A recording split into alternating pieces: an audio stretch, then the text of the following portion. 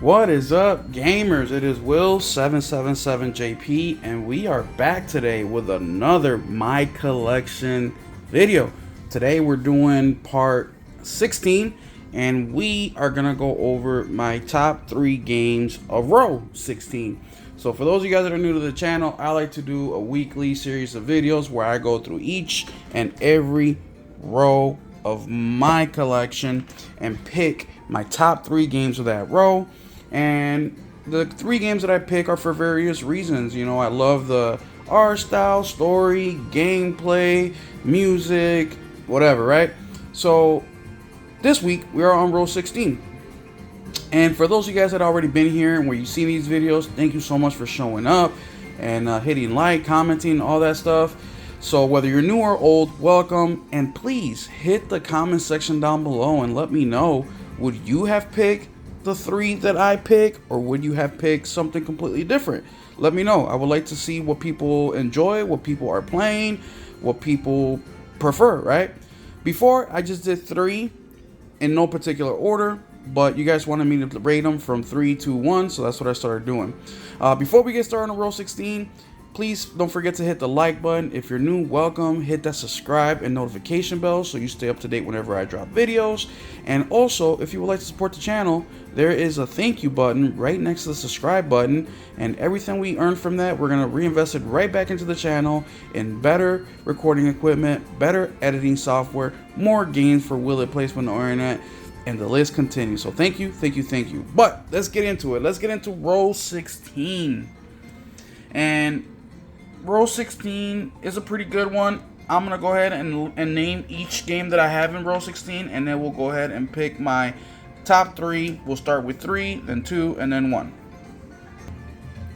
Alright, so the first... Oh, by the way, so each row holds 20 games. Now this row is a little weird because I have a copy of the same game twice, which is Star Ocean: The Divine Force. And then I also have the Spider-Man 2 steel cover, which obviously we got Spider-Man 2 over here. So we are a couple games short. Oh no, wait, we also have, hold on, let me see. Oh, never mind. Yeah, Sonic Frontier Steelbook, Sonic Frontier game. So yeah, there's 3 games short. So this one is going to be a little bit less than the other rows because we have 20. But let's get it popping. So the first game we have Skull and Bones. Then we have Silent Hill 2. Now, I normally say something about each game, but I don't want to give any hints to what my 3 are going to be, so I'm just reading them off. Slave Zero, which has a badass cover, of course. Then we have Slitterhead. We have Smalland: Survive the Wild. We have Sonic Frontier, steel case, and then the game. I actually own this game, and for the Switch, I own it for the PS5. I believe I own it. No, I don't own it for the Xbox. Then we have Sonic Shadow Generations. We then have Sonic Superstars. We have Soul Hacker 2. We have Solstice Deluxe Edition. We have Soulstorm. You guys remember this one? Then we have South Park Snow Day. We have Space Marine 2. We have I show you guys the steelbook for Spider-Man 2. Spider-Man 2.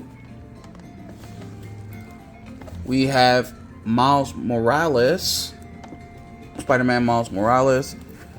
We have Squirrel with a Gun. And then we have Star Ocean: The Divine Force ×2. This one I got twice because Amazon sent it to me on accident. I did not buy twice.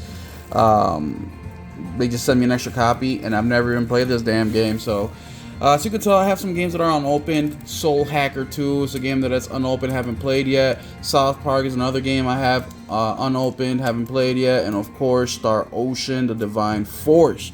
But this is a pretty decent row, nothing spectacular. I'll give you guys my top 3, and then I'll give you guys a couple honorable mentions as well. So we'll start with number 3. Number 3 is going to be Spider-Man Miles Morales. And the reason I'm picking Spider-Man Miles Morales as number 3 is because for a couple different reasons.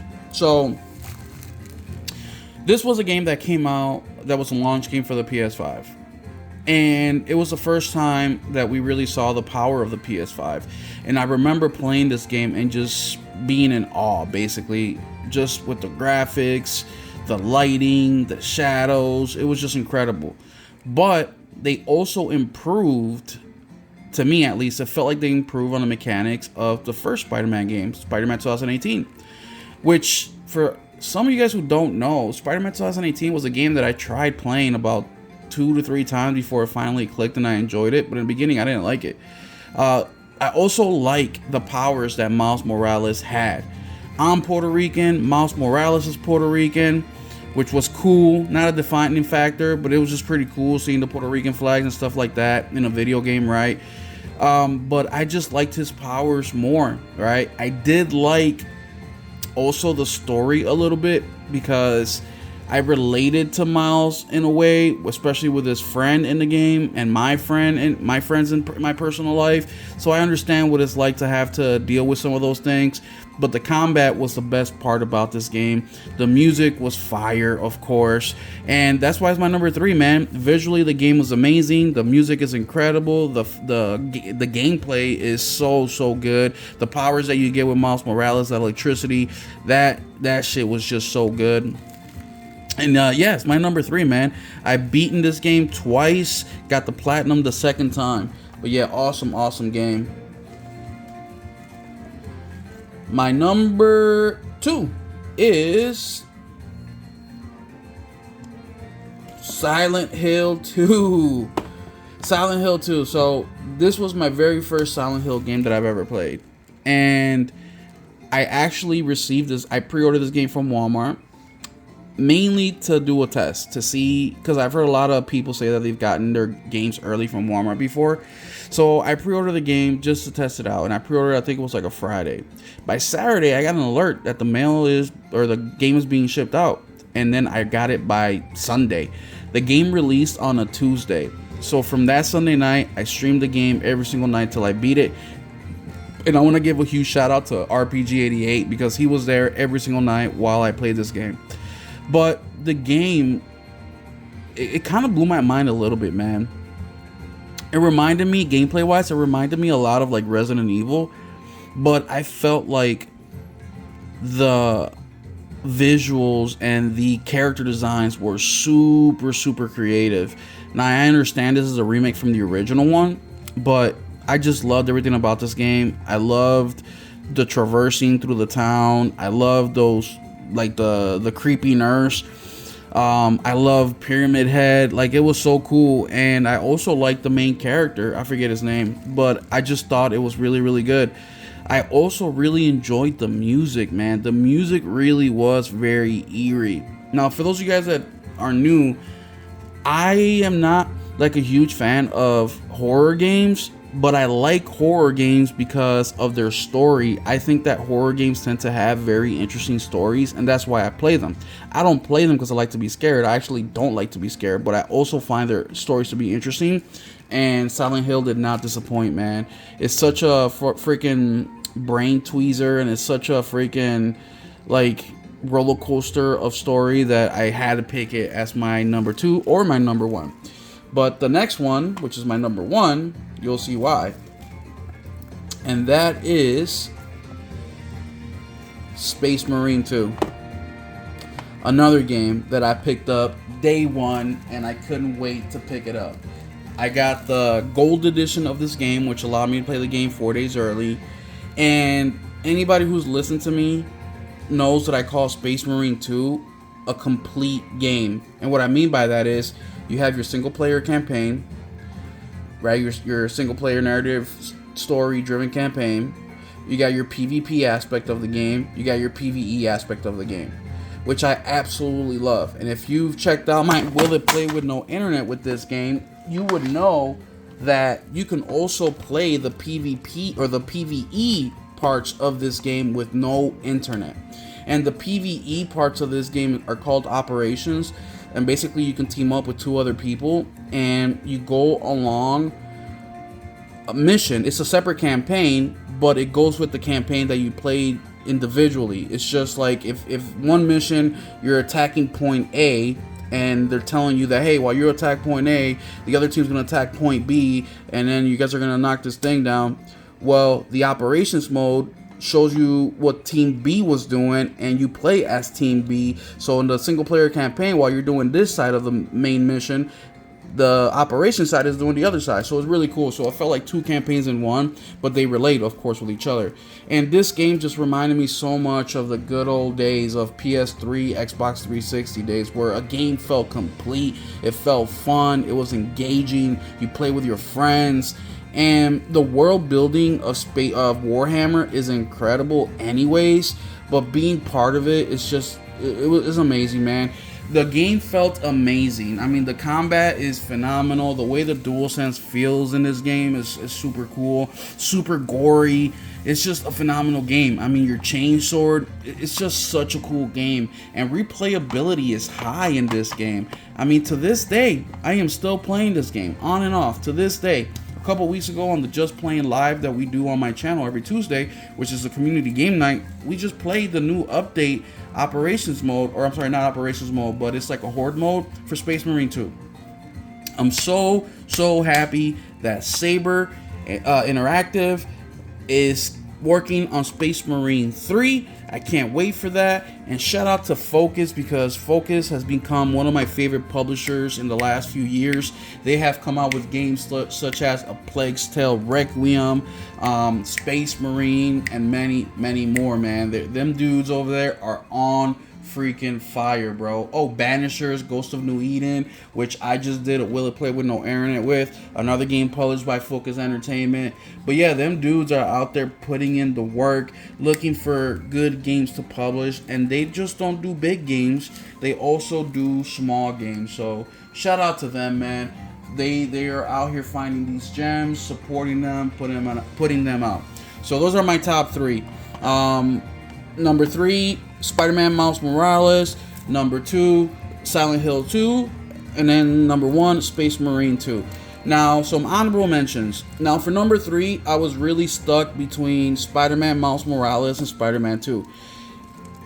The only reason I did not pick Spider-Man 2 as my third, and I picked Spider-Man Miles Morales instead, was because as much as I loved the game, there was a couple things I really didn't like about it. Like, I didn't like the whole high school aspect, detective shit you had to do in there. I really hated that. I didn't like that Mary Jane had her own mission in there. Like, that shit was weak. And I also felt like the game was a tad bit too short. I've been saying since the game came out that if this game was 4 to 6 hours longer, it would have been the perfect game. But I feel like after I did everything, including getting the platinum, which I did the first run, it only took me like 41 hours, something like that. So it felt like super short. But I loved all the upgrades they did. Oh, another thing that I didn't like was I felt like the Venom parts were too short. And I know that they were supposed to do like a Venom DLC. Well, that never came to fruition. So it didn't feel like they gave it their all for this game. Of course, the game is beautiful, right? I mean, the game works.